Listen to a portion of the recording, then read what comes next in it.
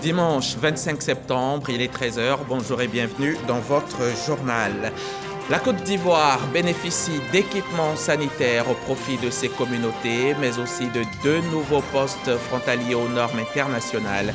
Des postes qui vont contribuer au renforcement de la sécurité aux frontières du pays. Le projet a été conduit par le Japon et l'OIM, l'Organisation internationale pour les migrations. C'est fini. La 22e édition de Clap Ivoire, phase internationale, a refermé ses portes et le Niger repart avec le Grand Prix Kodjo et Bouclé. La cérémonie s'est faite en présence du représentant pays de l'UEMOA en Côte d'Ivoire et de la ministre de la Culture et de la Francophonie. Tous deux ont félicité et encouragé les jeunes réalisateurs. Le nouveau bilan, toujours provisoire, du naufrage d'une embarcation partie du Liban survenu jeudi dernier est désormais de 94 morts. Le bateau surchargé de passagers qui voulait gagner l'Italie a coulé au large de la Syrie. Parmi les victimes, des Libanais, des Syriens, mais aussi des Palestiniens. À suivre dans quelques 30 minutes. Depuis le 12 septembre, la rentrée scolaire est effective en Côte d'Ivoire. Après quelques semaines de vacances, les élèves ont repris le chemin de l'école. Peut-être pas tous. Il y a certainement encore des retardataires pour une raison ou pour une autre, mais officiellement, les cours ont repris il y a 2 semaines. Comment cette rentrée s'est-elle effectuée sur l'ensemble du territoire national et comment va l'école ivoirienne? Voilà entre autres des questions que nous poserons tout à l'heure dans le cadre du magazine du dimanche à notre invité Adama Coulibaly, inspecteur général, coordonnateur général au ministère de l'Éducation nationale et de l'alphabétisation.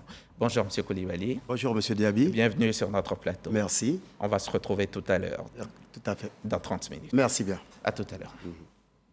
La Côte d'Ivoire vient de bénéficier de 2 nouveaux postes frontaliers aux normes internationales. Des postes dans les départements de Minignan et de Kong. Ce projet qui va contribuer au renforcement de la sécurité aux frontières du pays a été conduit, je le disais, par l'OIM, l'Organisation internationale pour les migrations, mais aussi par le Japon. Walter Amadou Ouattara était présent à la remise officielle du kit symbolique au ministère de l'Intérieur.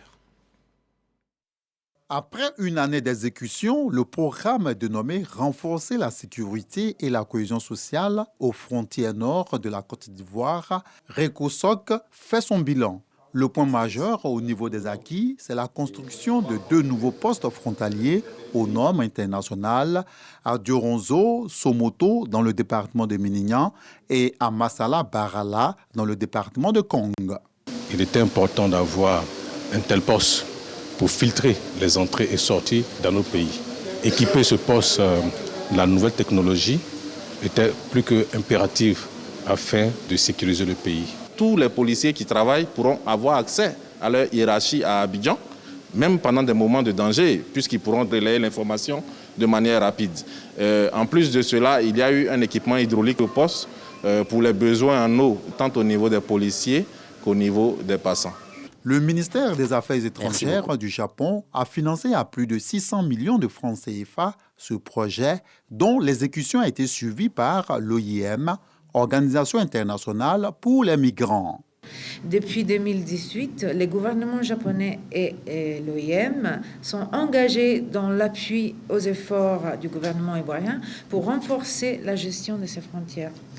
Parmi les activités conduites, j'aimerais mentionner la fourniture de matériel sanitaire et d'équipements de protection individuelle dans les communautés des sites identifiés. Les acquis de ce projet contribuent à renforcer davantage les relations d'amitié et de coopération qui existent heureusement depuis longtemps entre nos 2 pays. À la réception officielle du kit symbolique tenu au plateau, le représentant du ministère de l'Intérieur et de la Sécurité a traduit la gratitude du gouvernement aux bienfaiteurs.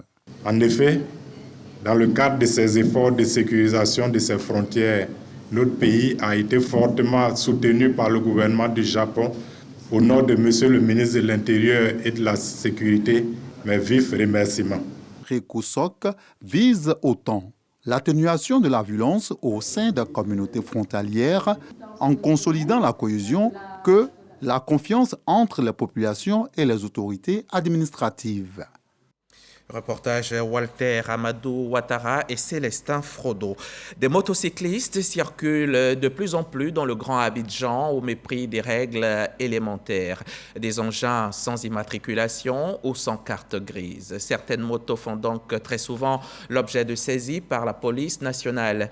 Et pour pallier la situation et permettre à leurs propriétaires de régulariser leur situation, le ministère des Transports vient de lancer l'opération d'identification des engins saisis. Les précisions de l'enseigne Bakayoko. C'est à Yopougon-Niangon-Saint Mathieu que la moto de Joël a été saisie par les forces de l'ordre. La raison, défaut de plaques d'immatriculation et de cartes grises. Malgré les complaintes du motocycliste, son engin est mis en fourrière à la préfecture de police d'Abidjan. Cet après-midi, Joël est sur les lieux afin de se mettre en règle vis-à-vis de l'administration. Il a suivi toutes les étapes de la procédure, son récépissé d'immatriculation provisoire et surtout sa carte grise en main. Il peut maintenant récupérer sa moto. Les papiers à fournir, c'était l'assurance, la vignette et le permis. Vu que j'ai tout ça, je suis allé vers l'autorité. Je viens devant ma moto. Toutes ces motos entassées ici ont quasiment le même problème. Pas de plaque d'immatriculation, encore moins de carte grise. Ces engins sont utilisés pour certains dans le transport de personnes et de marchandises et pour d'autres dans la commission d'actes de grand banditisme sans que les propriétaires ne puissent être identifiés. Une situation qui pose des défis de sécurité routière et de sécurité nationale. L'État décide de sortir ces engins qui sont un peu dans l'informel parce que de façon générale, ils ne sont pas repérables dans la circulation. Et l'État décide donc de les repérer et avec au moins un numéro d'immatriculation et des pièces réglementaires pour que dorénavant ces véhicules-là soient suivis de bout en bout en matière de contrôle et aujourd'hui surtout en matière de vidéo-verbalisation. Le processus de première immatriculation qui se déroule d'ordinaire au guichet unique automobile est jugé trop long et coûteux par les motocyclistes. Le coût forfaitaire appliqué pour cette opération spéciale a donc été fixé à 15 000 francs. On va mettre le cap sur Grand Bassam, pas à moto sans immatriculation, rassurez-vous, toutes les conditions sont réunies. On part donc dans la cité balnéaire pour prendre part à la 14e édition de l'atelier de mise en cohérence des agrégats macroéconomiques. Une rencontre qui porte sur les indicateurs de la croissance de l'économie ivoirienne afin d'élaborer la politique de croissance pour la période 2022-2027. Mamadou Kouassi nous explique tout ça. Malgré la persistance des effets de la pandémie de la Covid-19 et ceux de la crise russo-ukrainienne, la Côte d'Ivoire fait preuve de résilience, avec une prévision de croissance de 6,9% à fin 2022. Cette tendance nécessite une mise en cohérence des indicateurs économiques tels que l'inflation, les déficits budgétaires ou encore la consommation. En vue de contenir la tendance inflationniste liée à ces crises, le gouvernement a revu son cadrage budgétaire et a concédé des pertes substantielles de recettes fiscales, notamment sur les produits pétroliers, entraînant ainsi un effet ciseau qui se traduit par une révision à la baisse des ressources et par une augmentation des dépenses budgétaires pour faire face aux nouvelles charges. En vue de pérenniser nos bonnes pratiques, nous poursuivons la tenue régulière de cet atelier qui constitue le cadre privilégié d'échange sur la cohérence d'ensemble des agrégats de notre économie. Tous les efforts consentis par le gouvernement ivoirien en matière d'amélioration des conditions sociales comme la révalorisation des revenus des fonctionnaires et agents de l'État et les réformes économiques devraient permettre de garantir la bonne santé de l'économie ivoirienne. En lien avec l'exécution du PND 2021-2025, les perspectives devaient rester robustes. Le déficit budgétaire serait progressivement réduit pour atteindre la cible de 3% de l'UEMOA en 2025. La pression fiscale, quant à elle, progresserait en moyenne de 0,6 points de pourcentage du PIB l'an sur la période 2023-2024 pour se situer à 13,5% en 2024. Les comptes macroéconomiques et les questions sectorielles liées à la gouvernance publique seront amplement analysées au cours de ces 5 jours d'atelier. Et on part d'une capitale à une autre, de Grand-Bassam, première capitale de Côte d'Ivoire. Je vous emmène à Yamoussoukro, l'actuelle. C'est là que le ministère de l'Éducation nationale et de l'alphabétisation a choisi pour renforcer les capacités de ses intendants, ses assistants administratifs et ses comptables. Témoignage Kader Sogodogo de la station régionale RTI Bouaké. Le basculement en mode budget-programme dans la gestion des finances publiques en Côte d'Ivoire amène les acteurs de toute la chaîne de dépenses à mettre à jour leur niveau de connaissance. Yamoussoukro, le CAFOP, c'est le lieu choisi par le ministère de l'Éducation nationale et de l'alphabétisation pour outiller le personnel de sa direction des affaires financières. Intendants et assistants administratifs et comptables sont ainsi à l'école. La présente session qui nous réunit vise-t-elle essentiellement à partager nos attentes à l'endroit des assistants administratifs et comptables, ainsi que des intendants, pour qu'ensemble, nous nous accordions sur la nécessité d'une gestion financière et matérielle efficiente des différentes structures de notre ministère. Les attentes de la tutelle sont nombreuses. Le présent atelier de renforcement de vos capacités vise à vous donner les moyens pour une gestion efficiente des ressources budgétaires allouées en adéquation avec les objectifs définis dans le cadre de la mise en œuvre effective du budget programme. Les procédures de passation des marchés publics, l'exécution de la dépense publique, l'élaboration de rapports d'activité sont quelques matières au menu de ce renforcement de capacité qui va durer 7 jours.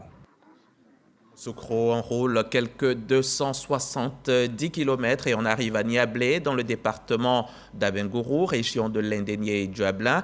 Sur place, le conseil municipal vient de récompenser les meilleurs élèves de l'IEP au cours de cette journée de l'excellence. Ce sont des centaines de kits scolaires qui ont été remis, qui ont été donc distribués aux élèves de la région pour mieux entamer l'année scolaire qui démarre. La correspondance d'Herman Yamé. Ils sont 225 au total, issus des classes de CP1 jusqu'en terminale, et ils ont obtenu une moyenne annuelle de 9 sur 10 pour certains et 19 sur 20 pour d'autres. Papa Messou, vous nous encouragez au mérite, au goût du travail et à l'effort. L'occasion solennelle qui nous valorise aujourd'hui honore également nos parents, nos enseignants et nos encadreurs. Soyez-en remerciés. Ce sont des kits scolaires que le conseil municipal a remis à ses apprenants pour leur permettre d'entamer cette rentrée des classes de la sérénité. Pour le maire de la commune de Niablé, Edouard Messou, cette cérémonie s'impose comme une tradition pour le conseil municipal et il s'agit de construire les élites de demain. C'est grâce à l'école que nous sommes aujourd'hui où nous sommes des parents de pauvres. L'école publique nous a permis de nous réaliser au plan professionnel et je pense que le minimum qu'on pourrait faire, c'est de redonner la même chose aux populations. Et donc, pour moi, l'auteur, c'est tout. Après avoir exprimé sa reconnaissance au conseil municipal de la commune de Niablé pour ce soutien à l'école, Amina Keïta, directrice régionale de l'éducation nationale, a tenu à faire cette précision. La dictée a été réinstaurée l'année dernière et elle doit être poursuivie. Les coefficients revus sont à observer dans le collège et les fléaux tels que les grossesses en cours de scolarité, les départs anticipés en congé sont à bannir définitivement. En marge de cette cérémonie dédiée à l'excellence, le maire de la commune de Niablé et le sous-préfet Bamba Amara ont procédé à la remise des clés et à la coupure de ruban de certaines infrastructures construites par le conseil municipal. Il s'agit de l'abattoir municipal de Niablé, de l'incinérateur de l'hôpital général de Niablé, d'un bâtiment à la gare routière et d'un bâtiment de 3 salles de classe, plus cantine scolaire, à l'EPP Adjoumani Kwasi-Kro, porte d'entrée de la commune de Niablé. On rentre à Abidjan. Cette semaine, la commune du Plateau a abrité une conférence de presse conjointe de l'ONG Société sans barrières et l'ONG internationale chrétienne de développement. Il s'agissait de sensibiliser les acteurs de l'administration publique et privée sur la question de l'employabilité des personnes en situation de handicap. On en sait plus avec nos reporters Evelyne Yeboué et Jean-Marc Djadji. Faciliter l'accès des personnes handicapées à l'enseignement technique, à la formation professionnelle et à l'emploi en Côte d'Ivoire. C'est l'objectif principal de cette conférence. une initiative de l'ONG Société Sans Barrières et ses partenaires. Ces organisations entendent sensibiliser les acteurs du secteur public et privé sur les droits des personnes en situation de handicap, à la formation et à l'emploi. Ce combat pour la citoyenneté et la participation des personnes handicapées en tant qu'enjeu démocratique nous concerne tous. Parce que le handicap fait partie de la vie. Il ne doit pas être vu comme une déficience qui exclut, mais comme un ensemble d'obstacles rencontrés dans la vie quotidienne. Le projet de l'accès à la formation professionnelle des personnes handicapées est la bienvenue parce que ça va permettre aux personnes handicapées qui n'ont pas réussi à s'intégrer dans le tissu normal de pouvoir se rattraper dans la formation professionnelle et technique. Promouvoir l'inclusion sociale des personnes handicapées, une vision que partagent les acteurs du système de l'employabilité et de l'éducation. Au-delà des situations de discrimination à l'accès à l'emploi et des autres préjugés et stéréotypes, la question de l'éducation, de la formation et de l'emploi des personnes en situation de handicap doit être perçue comme une question de droit. Aujourd'hui, grâce à ce projet, nous avons donc mis en formation un certain nombre de personnes enseignantes qui sont dans la perspective d'apprendre et de s'adapter à ce type de formation pour qu'ils soient aptes à enseigner. Le projet d'accès des personnes en situation de handicap dans l'enseignement technique va s'étendre dans les villes de l'intérieur du pays, notamment Yamoussoukro, Daloa, Bouaké et Korogo. 700 personnes handicapées pourront en bénéficier. Venons-en maintenant au point Covid, la situation coronavirus en Côte d'Ivoire et dans le monde.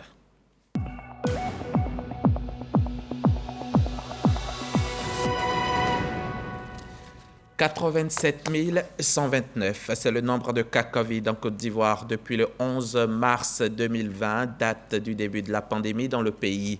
823, c'est le nombre de décès liés à la maladie depuis cette date. Et 53, c'est le nombre de cas actuellement actifs si l'on compte les 6 nouvelles contaminations recensées hier par les autorités de santé. À l'échelle du monde, les chiffres sont tout aussi terribles. 6,54 millions de morts pour 615 millions de malades. N'oublions pas, protégeons-nous, car se protéger, c'est aussi protéger les autres. Le chiffre du jour, c'est 85. C'est le nombre d'enfants qui vivent quasi normalement depuis qu'ils ont bénéficié d'interventions chirurgicales. Ces enfants souffraient de sténose caustique de l'œsophage, avec donc l'œsophage endommagé. Il leur était difficile de s'alimenter correctement, si ce n'était à l'aide d'une sonde gastrique, ce qui aujourd'hui est un bien mauvais souvenir. Ils sont déclarés guéris grâce au concours de l'hôpital Mère-Enfant de Bingerville et les bons soins de l'ONG française, la chaîne de l'espoir. Mahama Traoré. 21 enfants sont pris en charge pour cette 6e mission des sténoses caustiques de l'œsophage. Tour à tour, ils subissent des interventions chirurgicales, des opérations censées réparer leur œsophage endommagé suite à l'ingestion accidentelle de produits corrosifs. Dans les chambres des enfants déjà sortis des blocs opératoires, il y a comme un air de soulagement. En tout cas, nous sommes dans la joie, nous les mamans, parce que tous les enfants qui sont passés au bloc, en tout cas, tout le monde est sorti sain et sauf, sans problème, sans difficulté. En tout cas, nous les disons vraiment merci pour tout ce qu'ils font pour nous. Ça fait 3 jours aujourd'hui qu'ils ont fait la dilatation. Ça va mieux par la grâce de Dieu, ça va. Les cas traités dans le cadre de cette mission le sont gratuitement grâce à un partenariat humanitaire entre l'ONG française La Chaîne de l'Espoir et l'hôpital Mère-Enfant Dominique Ouattara de Bingerville. Depuis 3 ans, les 2 entités ont pu ainsi traiter 85 enfants victimes de sténose caustique pour l'hôpital créé par la Fondation Children of Africa de la première dame Dominique Ouattara. C'est un défi relevé. Nous pouvons dire que le bilan est plus que positif pour nous. Sur les 85 patients qui ont été opérés, nous avons 100% de réussite. Aujourd'hui, nos chirurgiens arrivent à opérer seuls ces patients. Donc, ça veut dire que nous avons eu un bon transfert de compétences. Ce programme-là, normalement, est une durée de 3 ans, donc il se termine là en décembre 2022. Nous avons prévu de faire une phase 2 qui va prendre la suite de ce projet. Dans le cadre de ce projet-là, nous visons 120 enfants qui sont pris en charge de manière médicale. Mais attention, ces 120 enfants répartis entre la Côte d'Ivoire et le Mali, donc théoriquement 60-60. Lutter contre la sténose caustique, c'est aussi la prévenir en sensibilisant, surtout sur l'usage des produits corrosifs par les artisans et les ménages. Voici ce que préconise la Croix-Rouge à cet effet. On demande aux parents de ranger ces produits-là hors de portée des enfants, de mettre dans un endroit où les enfants n'auront pas accès et de ne pas transvaser dans les récipients qu'on utilise souvent pour l'alimentation en fait. Maintenant, aux consultations foraines de Bouaké, des actions sociales pour améliorer la santé des populations. Plusieurs maladies sont dépistées, des opérations de don de sang sont initiées et les malades pris en charge. Et tout cela est entièrement gratuit. C'est à l'initiative du SINES, le syndicat national des étudiants en sciences de la santé, sous le parrainage du ministre de l'Enseignement supérieur. Léon Broukwame, RTI Bouaké. Enfants, jeunes et adultes au contact de praticiens de la santé. Bienvenue aux consultations foraines. Certains y sont pour une consultation, d'autres pour un dépistage, d'autres encore pour un contrôle ou un suivi médical. J'ai un problème de dos depuis longtemps quand même. Comme je suis en train de parcourir les ateliers, je vais leur expliquer de quoi je souffre. Mieux vaut prévenir que de guérir. Voilà pourquoi nous sommes là ce matin. J'ai été satisfait au-delà de mes espérances. Ils m'ont orienté vers le pouls de ma spécialité. Ils m'ont reçu, ils ont testé avec des appareils mes membres qui étaient flasques. Et présentement, ils m'ont orienté du côté de la pharmacie pour que je puisse être servi en produits. Aussi à ces consultations foraines, dépistage de maladies bucco-dentaires, du paludisme, du diabète, de l'hypertension artérielle ou de toute autre maladie métabolique. Des soins gratuits couplés de dons de sang à l'initiative d'étudiants en médecine, pharmacie et odontostomatologie. Leur syndicat entend, dans cette dynamique du donner et du recevoir, aider à rapprocher la santé des populations. Dans la dynamique de l'étudiant nouveau, du citoyen nouveau de la Côte d'Ivoire nouvelle, ce sont des activités qui démontrent une fois de plus la responsabilité de l'étudiant syndicaliste. Nous constatons que des personnes sont malades, qu'elles ne viennent pas à l'hôpital. Beaucoup de personnes, par ignorance, meurent même à petit feu. C'est pour cela que nous avons décidé de venir au contact de la population. À cet appel du syndicat des étudiants en sciences de la santé adhère le ministre de l'Enseignement supérieur selon son conseiller technique. La raison, la portée humanitaire de l'action du SINES qui s'inscrit du reste dans la vision du chef de l'État d'améliorer la santé et la productivité de ses concitoyens. Ces étudiants indiquent le chemin, le bon, que les valeurs du travail, les valeurs de l'excellence au travail, les valeurs de la solidarité, les valeurs du vivre ensemble ont bon espoir d'être perpétuées. Le SINES veut en faire une caravane nationale. Ces consultations foraines lancent les activités du syndicat national des étudiants en sciences de la santé. Un reportage de Léon Broukwame. En Côte d'Ivoire, les inventeurs qui inventent, on en trouve. On peut même tous les retrouver à Abidjan Innova, le Salon international des inventions d'Abidjan. La 5e édition de l'événement vient d'être lancée par la Fédération des inventeurs et innovateurs de Côte d'Ivoire sous le thème l'invention, le secret de la puissance industrielle et économique. Jean-Marc Djadji, reportage. Abidjan Innova se tiendra du jeudi 30 mars au samedi 1er avril 2023 au Palais de la Culture d'Abidjan. Ce salon international annuel des inventions d'Abidjan s'adresse pour la 5e fois aux inventeurs et aux innovateurs. C'est dans la salle Félix Houphouët-Boigny de l'hôtel du district Haut Plateau que le top départ est donné. 100 exposants et plus de 5000 visiteurs sont attendus. En 4 éditions, les acquis sont qu'aujourd'hui, Dieu merci, nous sommes entourés de tous ces médias-là qui viennent parler d'invention et d'innovation. Avant, ça n'existait pas.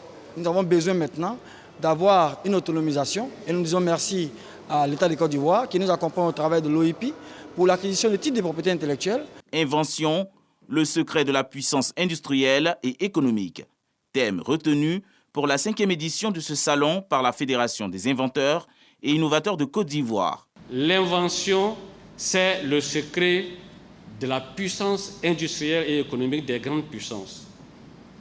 C'est important également de savoir que sans l'invention, on ne peut pas être grand. C'est ce que nous voulons dire à travers ce thème. Comme la Côte d'Ivoire a vocation à devenir et à demeurer le plus longtemps possible un pays grand et même grandir de plus en plus, nous disons qu'il y a un secret, c'est les produits du génie. Des prix et médailles spéciaux sont prévus.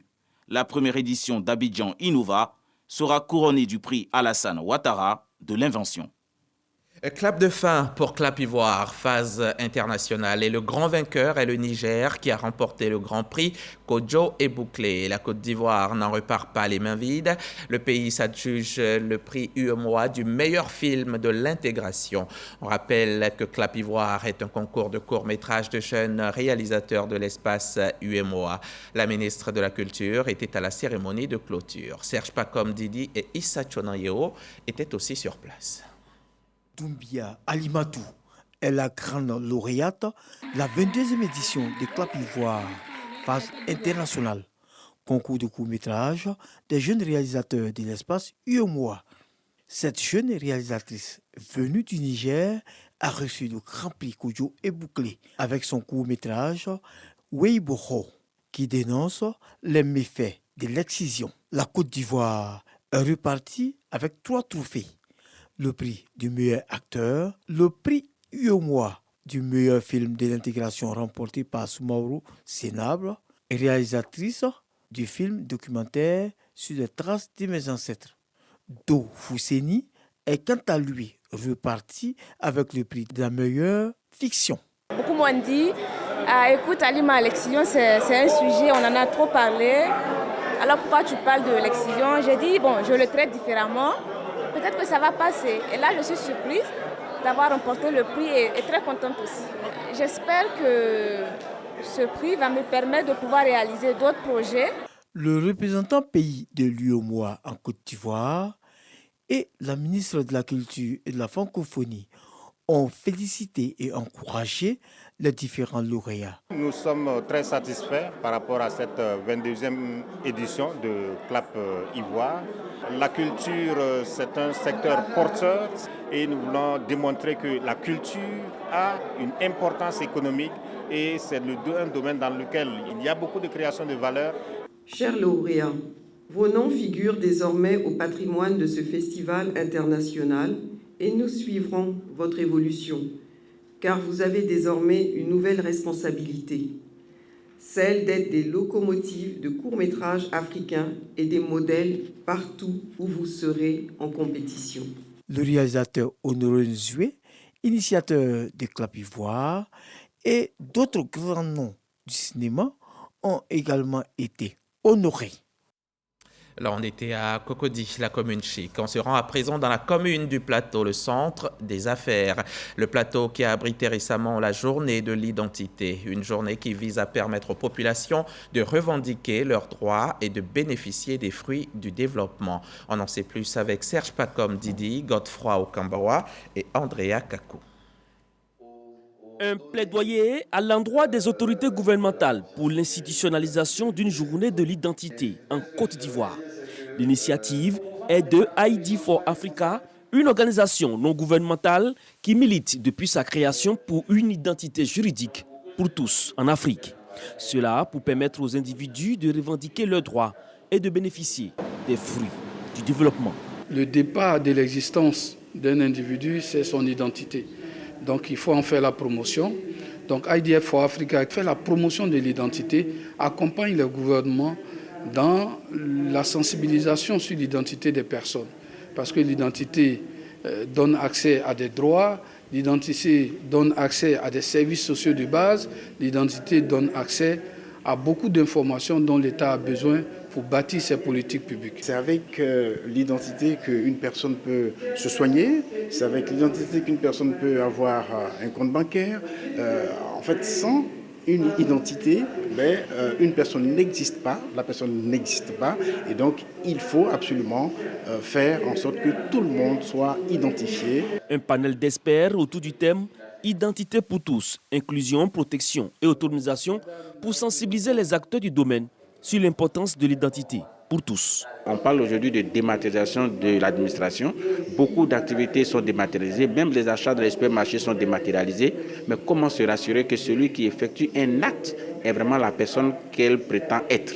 Ou bien comment se rendre compte que celui qui détient un document, qui aujourd'hui, grâce à la technologie peut être falsifié, est vraiment la personne et qu'on a affaire au bon document.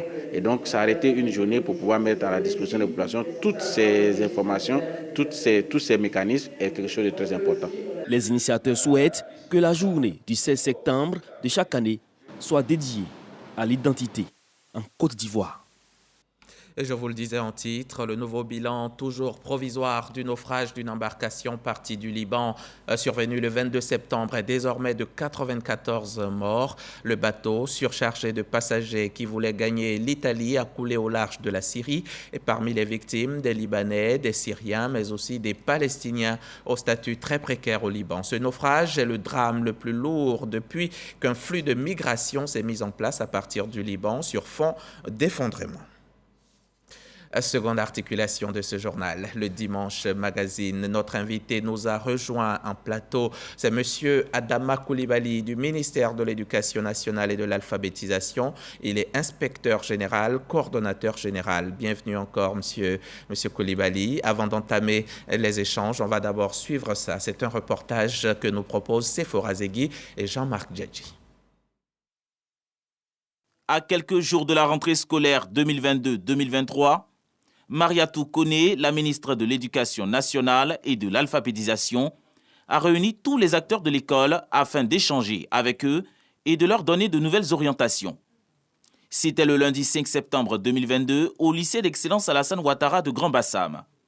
Mariatou Koné a lancé un appel à la responsabilité individuelle et collective de la communauté éducative nationale pour servir une école de qualité comme le demande le thème 2022. Soyons des citoyens responsables pour une école de qualité. Face aux acteurs impliqués dans la gestion quotidienne de l'école, la ministre insiste sur le fait que la reconduction du thème de l'année précédente implique aussi bien chez les enseignants, les apprenants que les parents d'élèves, la conscience professionnelle, le goût de l'effort, un meilleur encadrement des apprenants et la lutte contre les comportements déviants tels que la fraude et l'absentéisme, entre autres. Elle annonce pour l'occasion les actions entreprises par le gouvernement afin que la rentrée scolaire se déroule sans entrave.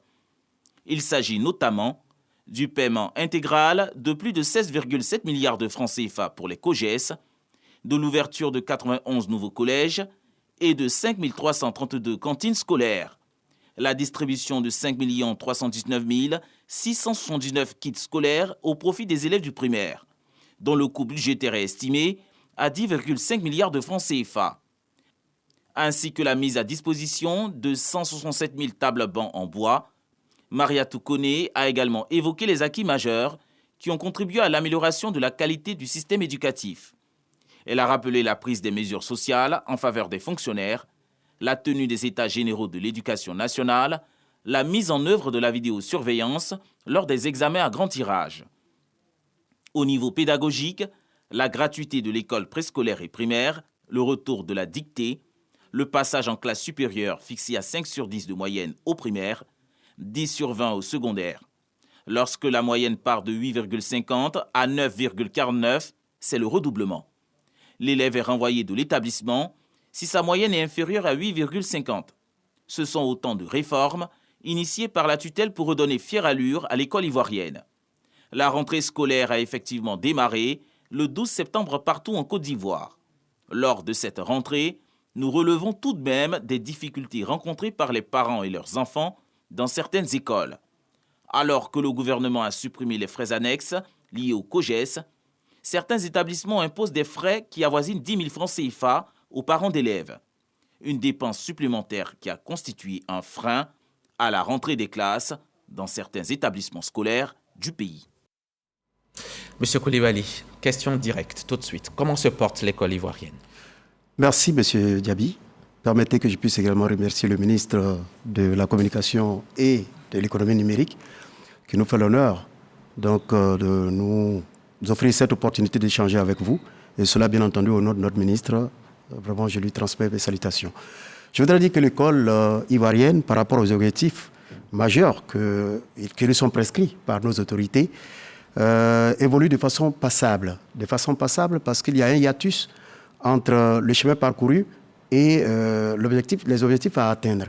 Nous avons en effet, à la recherche d'une école de qualité, souhaité que nos résultats, nos performances soient à un certain niveau, 80-90%, mais nous sommes loin de là parce que vous remarquerez qu'au niveau du CEP, nous avons enregistré 64% à la fin de cette année, au niveau du BPC 28% et au niveau donc du baccalauréat 30%. C'est des résultats qui indiquent clairement que nous sommes loin, n'est-ce pas, de nos objectifs et que nous avons besoin, n'est-ce pas, de travailler. Vous donnez une note passable à l'école ivoirienne. Pourquoi pas bien? Pourquoi pas très bien? Qu'est-ce qui manque Pourquoi exactement? Bien? Pourquoi pas très bien? C'est la note que vous demandez à vos élèves. Très oui, bien. Bien. Disons que pourquoi pas bien? Parce que les niveaux, n'est-ce pas, de notation sont bien stratifiés. Passable, c'est juste 10. 12, c'est assez bien. 13,50, c'est assez bien également. Et puis, à partir de 16, on parle de bien et un peu plus loin, très bien. Cela parce que nous avons du travail à faire. Du travail à faire pour donner à l'école, en tout cas, toute sa noblesse. Il s'agit d'un centre, n'est-ce pas, d'incubation où on forme les jeunes à la recherche du capital humain. Un capital humain qui doit être productif, un capital humain qui doit être performant. Malheureusement, lorsque vous regardez les déperditions, lorsque vous regardez les taux que nous enregistrons, vous vous rendez compte que nous ne sommes pas encore... Comment en est-on arrivé là? Bien. Il y a plusieurs paramètres qui peuvent expliquer cette situation. Nous savons, et nous le disons toujours, que l'école n'est pas un sanctuaire. L'école fait partie du microscope social. L'école, donc, est le reflet, n'est-ce pas, de la société. Et quand vous regardez autour de vous, notre société, vous vous rendez compte qu'elle porte beaucoup de tares. Ces tares affectent l'école et font que nous avons des difficultés, n'est-ce pas, à avancer. Vous savez, on ne le dira jamais assez, l'on apprend à travers 3 mécanismes. Il y a l'observation, il y a la formation, mais il y a également la pratique. L'action. L'observation, l'action. L'observation, c'est un des éléments qui, naturellement, est pris en compte par nos jeunes. Ils observent les adultes pour copier, ils observent les adultes pour se forger eux-mêmes, n'est-ce pas, une personnalité. Mais lorsque vous regardez autour de vous, que vous vous rendez compte que la société ne donne pas de bons signaux, vous, en tant qu'être immature, vous avez le sentiment que c'est ce qui est classique, c'est ce qu'il faut aborder et cela peut poser donc des problèmes. Nous avons connu, en ce qui concerne la Côte d'Ivoire, de nombreuses difficultés, de nombreux problèmes. Il y a eu les crises qui ont affecté, n'est-ce pas, le système éducatif pendant longtemps. Et ces crises qui ont également affecté la société font que nous sommes à la recherche, n'est-ce pas, de nos marques. Et pour la recherche de ces marques, nous avons donc le gouvernement qui fait des efforts élevés, des efforts forts pour faire en sorte que nous puissions donc conduire le paquebot donc, de l'école à bon port. Nous avons également Madame la ministre qui, à travers, n'est-ce pas, des réformes qu'elle propose, nous permet, n'est-ce pas, de relever la tête. On peut citer, par exemple, la réforme au niveau de la formation initiale des maîtres, au niveau des CAFOP, qui sont donc les centres où sont formés les enseignants, qui désormais durent 3 ans au lieu de 2 années. Nous avons même le format, n'est-ce pas, de la formation qui est passé de l'aspect disciplinaire à l'aspect modulaire. Nous avons une alternance régulière entre l'aspect théorique et l'aspect de la formation pratique. Tout cela pour que ceux qui sortent de ces écoles-là soient bien outillés et capables, n'est-ce pas, de tenir une classe selon, n'est-ce pas, les règles des démarches pédagogiques qui sont donc prescrites. Alors on va retenir que tout ce qui nous arrive, c'est à mettre au compte des crises, des différentes crises qu'on a connues. Bien entendu. Est-ce que tous les pays qui ont été en crise ont des résultats comme le nôtre dans leur milieu scolaire? Bien, ce qu'on peut dire, c'est que forcément, les crises affectent. Oui. Tout dépend de la façon dont l'on rebondit. Et pour le moment, on n'a pas encore rebondi. On est en train de rebondir. Nous sommes en train de rebondir. Et justement, l'un des moyens qui nous permet de rebondir, c'est bien entendu les assises, les états généraux. Justement, où on en est avec les résultats? Début septembre, vous avez remis des conclusions au Premier ministre qui va les remettre au chef de l'État. Où on en est? Qu'en est-il? Dites-nous quelques conclusions de ces états généraux. Bien, il ne m'est pas loisible, n'est-ce pas, d'évoquer ces conclusions, parce que cela relève des prérogatives donc, du président de la République, qui, lorsqu'il recevra, n'est-ce pas, ces conclusions, les analysera et nous donnera, n'est-ce pas, des orientations claires à suivre. Ce que je peux vous dire, c'est que les discussions ont été ouvertes, très ouvertes, elles ont été holistiques. Tous les problèmes ont été posés. Ont été posés avec la participation de tous. Et c'est cet élan, n'est-ce pas, de solidarité autour de l'école que nous recherchons. Gageons qu'il permettra, au sortir, n'est-ce pas, de ces états généraux-là, que nous puissions ensemble amorcer les changements amélioratifs que l'école attend. Le redécollage de l'école ivoirienne. Voilà. Justement, la rentrée scolaire, c'était le 12 septembre dernier. Comment elle s'est passée? Faites-nous un point de cette rentrée. Bien, la rentrée s'est déroulée de façon classique. Nous observons que les premières semaines sont des semaines qui n'enregistrent pas une très grande affluence, parce que justement, comme chaque année, ce qui surprend, dans la mesure où c'est un cycle pour lequel les informations sont données longtemps à l'avance, les parents devraient prendre, n'est-ce pas, les dispositions pour faire en sorte que les enfants soient à l'école à date. Ceci pour faciliter, n'est-ce pas, la couverture du quantum horaire, afin de permettre que les élèves soient exposés au temps d'exposition normale à l'enseignement-apprentissage pour avoir une année bien remplie. C'est donc la faute aux parents qui n'inscrivent pas très rapidement les élèves. Je ne dirais pas tous les parents, mais d'une façon générale, ce que nous observons, à partir, n'est-ce pas, des missions de supervision que nous avons organisées depuis le 12, nous observons que c'est maintenant encore que certains enfants sont à l'inscription en ligne, qui pourtant a été lancée. Lancé, fermé, ouvert, parce que ça devait être fermé avant le début de l'école, avant la rentrée des classes, mais vous avez fermé, vous ouvrez, vous fermez l'inscription en ligne. L'éducation, c'est un élément très sensible. On ne peut pas prendre des positions tranchées, surtout quand ces positions peuvent empêcher des enfants, peuvent établir une rupture entre les enfants et l'école. C'est pour cela. Mais vous ne vous dites pas aussi qu'à force d'ouvrir, ne pas ouvrir, ouvrir et fermer, chaque année, ça va se refaire parce que les parents se diront que de toute façon, ils vont ouvrir. Ils ne veulent pas que nos enfants restent à la maison. Nous ne souhaitons pas que les parents en arrivent là. Ce que chacun doit comprendre, c'est la responsabilité qu'il doit manifester vis-à-vis, n'est-ce pas, de l'éducation de ses enfants.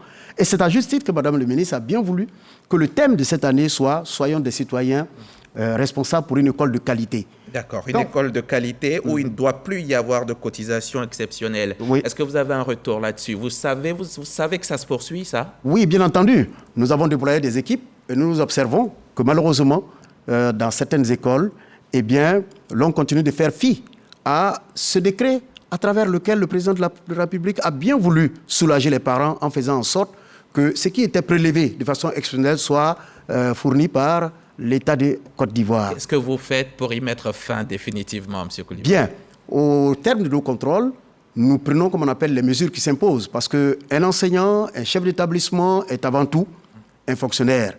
Et donc, il est régi par le statut de la fonction publique, où il y a des sanctions de premier degré, des sanctions, n'est-ce pas, de deuxième degré. Et donc, ce sont ces éléments-là que nous déclenchons pour faire en sorte que les uns et les autres reviennent, n'est-ce pas, à la norme. Cela est très important parce que cela freine, lorsqu'il y a des prélèvements de cette nature, cela freine les inscriptions à l'école et cela nous empêche, n'est-ce pas, de couvrir le quantum horaire, d'où évidemment les résultats que nous connaissons. Il est donc important que les uns et les autres soient des porteurs véritables du thème de l'année, en assumant, n'est-ce pas, leurs responsabilités. Le thème de l'année, je le rappelle, c'est « Soyons des citoyens responsables pour une école de qualité ». Tout à fait. C'est cela, mais c'était le thème l'an dernier. Oui. Vous l'avez reconduit cette année. Est-ce parce que ils ne l'ont pas bien entendu l'année dernière? Bien, Madame le ministre pense que ce thème est tellement important qu'il ne faut pas simplement le circonscrire à une seule année. C'est un thème qui devrait logiquement couvrir toutes les années. Parce qu'une fois qu'on est citoyen et qu'on est surtout citoyen responsable, lorsqu'on pose des actes qui vont de pair avec les codes sociaux, avec les règles, avec le respect, n'est-ce pas, des institutions, il y a fort à parier que les choses vont comme il se doit. C'est donc même un thème qui devrait couvrir toutes les années afin d'amener chacun à jouer pleinement la partition qui est la sienne dans le portage des problèmes, n'est-ce pas, de l'école ivoirienne. En attendant, il y a une autre réalité malheureuse dans nos établissements, c'est bien l'incivisme. Oui. Comment vous combattez ce fléau? Bien. Ce n'est pas un... D'abord, au niveau des enseignements, il y a le DAC, qui est un moyen, n'est-ce pas, par lequel nous donnons des directives, nous donnons des orientations aux enfants pour les amener, n'est-ce pas, à se comporter de façon responsable. Il y a également l'application des l'application, comment je vais appeler ça, Parce qu'en matière... des règlements intérieurs. Chaque établissement est doté d'un règlement intérieur et le règlement intérieur régit, n'est-ce pas, la vie de l'école. Nous avons les éducateurs qui sont chargés, n'est-ce pas, de la mise en œuvre, de l'application, n'est-ce pas, de ces règlements intérieurs et nous les utilisons chaque fois qu'il y a des déviations, chaque fois qu'il y a des déviances afin, n'est-ce pas, de ramener, n'est-ce pas, à la norme. Et nous continuons, n'est-ce pas, la sensibilisation.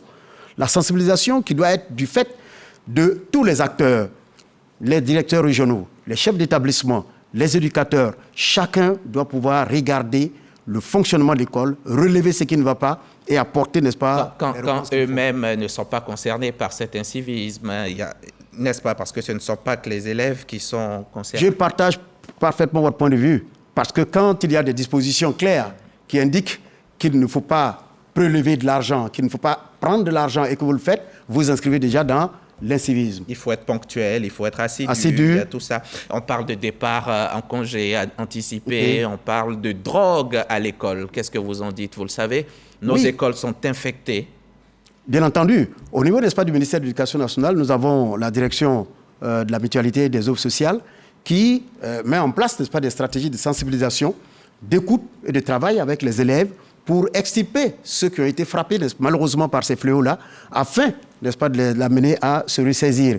Mais cette direction travaille également avec d'autres ministères, comme le ministère de la Sécurité, dans le cadre, par exemple, du CILAD, et dans le cadre, n'est-ce pas, d'autres dispositifs qui aident, n'est-ce pas, à prévoir des mesures qui atténuent de façon drastique, eh bien, cette dépendance que nous avons de certains élèves, malheureusement, vis-à-vis, n'est-ce pas, des stupéfiants et autres. D'accord, avec les grossesses en milieu scolaire. Dernière question, réponse rapide, s'il vous plaît. Les parents d'élèves grognent, les prix des manuels et fournitures scolaires sont élevés.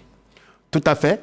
Le ministère, à ce niveau, essaie d'abord d'aider les parents à travers donc, la distribution gratuite, n'est-ce pas, des kits et des manuels scolaires en ce qui concerne, n'est-ce pas, le primaire.